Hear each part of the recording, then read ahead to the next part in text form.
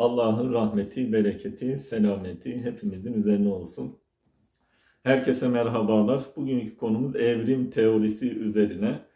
Bu konudaki düşüncelerimi hayali bir animasyonla 150 yıl öncesine zaman makinesiyle giderek Darwin'e bizzat sorarak aktarmak istiyorum.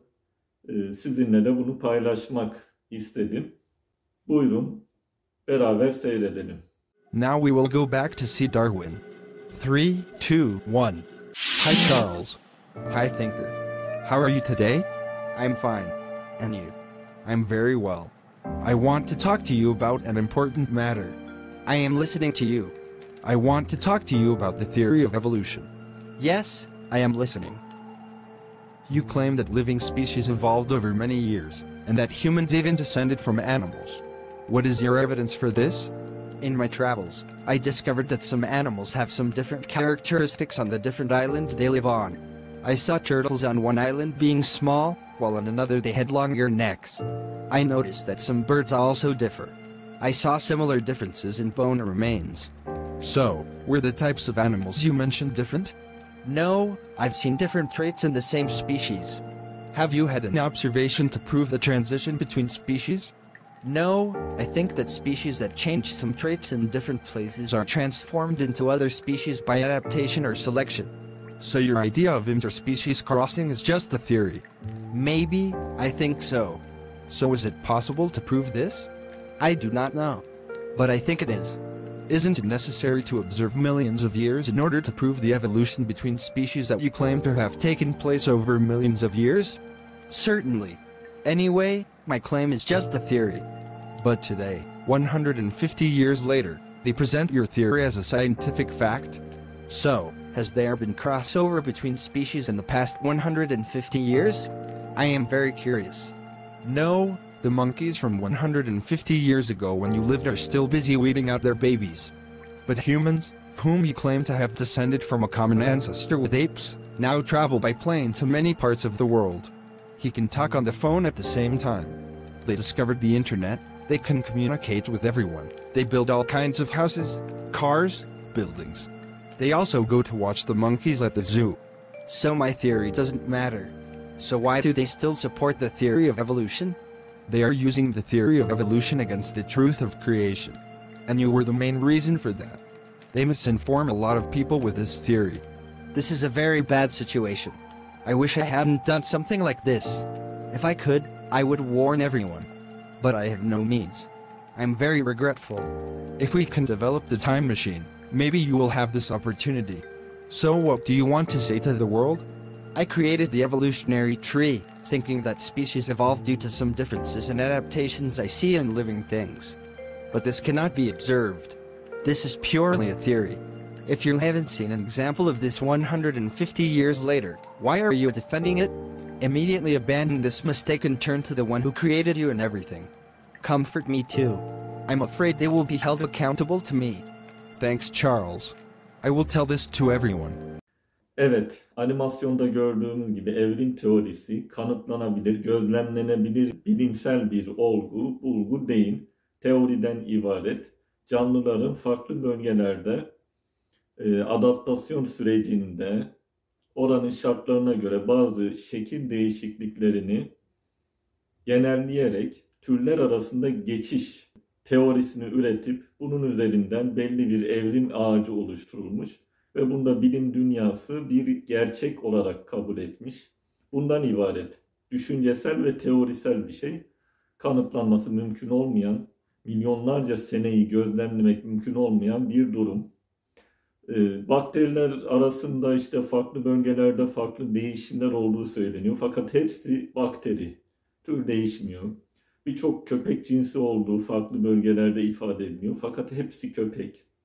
Kuş türleri arasında farklılıklar olduğu söyleniyor. Fakat hepsi kuş. Yani türler arası geçişe herhangi bir kanıt yok. İnsanın maymunla ortak atadan geldiği iddia ediliyor. Maymunlar binlerce yıldır aynı durumda. Animasyonda da işte ifade etmeye çalıştığım gibi hala yavrularının bitlerini ayıklamaya çalışırken insanoğlu sürekli bir gelişim içerisinde Allah'ın verdiği aklı kullanarak türlü türlü iletişim kanalları, icatlar, teknolojiler üretmekte. Dolayısıyla bu evrim teorisinin gerçek bir bilimsel olgu olduğu yönünde hiçbir delil yok.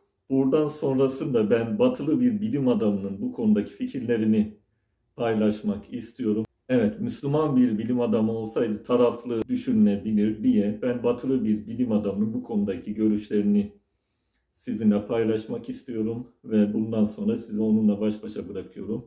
Herkese hayırlı günler diliyorum. It's tough to say because we're not dealing with a theory in any sense in which, say, a physicist would recognize the theory. We're dealing with a collection of anecdotes, a certain point of view, a series of hunches. I would say that the most outstanding, the salient points are, first of all, the fossil record, which is simply mystifying. We can't make much sense of the fossil record. It does not sustain any kind of Darwinian prediction that can be intelligently derived from Darwinian theory, and it doesn't seem to sustain anything else as far as I can see. It's a perfectly mystifying record. That's one obvious point. I'm not talking just about the Cambrian explosion, I'm talking about everything that doesn't make a whole lot of sense in the fossil record. Second point, we have never been able in any way theoretically to examine the central Darwinian claim that natural selection and random variation can account for a great deal of complexity.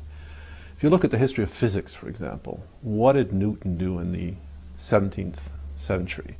He said, well, the planets are being attracted to the sun by a force. It's not any kind of force, it's a inverse square force. And then he went and showed that if you make that assumption, the result will be an orbit that conforms exactly to the observed orbit, say, of the Earth or of Mars. It will be a conic section. And then he proved the converse, that if it's a conic section, the planets must be attracted to a central source by an inverse square law. There is nothing like that in biology, in Darwinian theory. A kind of a canonical demonstration that this mechanism, random variation, natural selection, is adequate to the generation of this level of complexity. From the point of view of the serious sciences, without that kind of a demonstration, one is completely adrift. You have no idea whether the mechanism is adequate for its intended purposes. This is the second point. Third evidential piece of the puzzle. Look, you turn to the serious sciences, you turn to general relativity or quantum mechanics. I can program a computer with the equations of general relativity or with the equations of quantum mechanics, and I can say, all right, what are the consequences? I can actually see the consequences emerge in a simulation. We can't do any of this in biology. And that should prompt any reasonable person to ask, why not? If this is such a simple mechanism, which could easily be programmed on a computer, how come we can't set up a computer and create something of biological-like complexity? How come we cannot see the unfolding of an evolutionary process the way we can see the unfolding of an evolutionary process in physics? This is a very serious question. I've looked at all the genetic algorithms. I'm trying to write a genetic algorithm myself. And the sheer fact is, without a tremendous amount of very special manipulation and ad hoc constraints, the computer is not going to generate anything realistic if it uses Darwinian mechanisms, and it will generate something realistic only if it doesn't use Darwinian mechanisms. This is an important point. 50 years after the computer revolution began, we have a splendid tool for assessing the intelligibility and viability of Darwinian theory. And everything that we know, and I think this is the uniform experience of anyone working in genetic algorithms, indicates these mechanisms will not work. They will not work for their intended purposes. And finally, there's the utter absence of laboratory evidence. I mean, random variation, natural selection, we should be able to start manipulating organisms. When we look at dogs, no matter how far back we go, it's dogs. When we look at bacteria, no matter what we do, they stay bugs. They don't change in their fundamental nature. There seems to be some sort of an inherent species limitation, and we have no good explanation for this in terms of Darwinian theory. We should have far more flexibility, far more plasticity under laboratory conditions than we actually do if Darwinian theory or anything like that were correct. What we see in nature, what we see in the laboratory, is very highly bounded variation, cyclic variation, as for example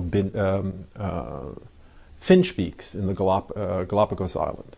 That's about all we see. Small variations. Why is that if Darwinian theory is correct?